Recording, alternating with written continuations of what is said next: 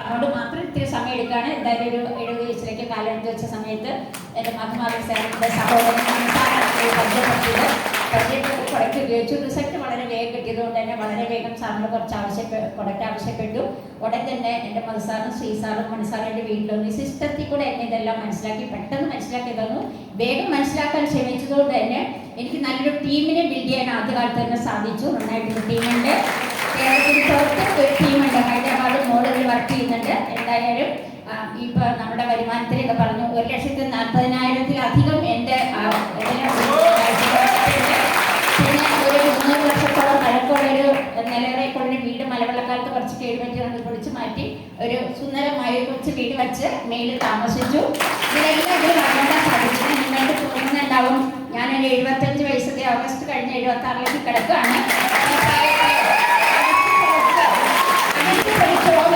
പറഞ്ഞാണ് ഞാൻ ഈ ബിസിനസ് ചെയ്യുന്നത്. എന്തിനു വേണ്ടി നിങ്ങൾ മടിക്കുന്നു? എന്തിനാണ് മടിക്കുന്നത്? ഒരു കാരണവശാലും എന്നെപ്പോലുള്ള ഞാൻ ഒറ്റയ്ക്കാണ് വീട്ടിൽ താമസിക്കുന്ന. കുട്ടികൾ 2 വിദേശത്ത് മോൾ ഹൈദരാബാദുമാണ്.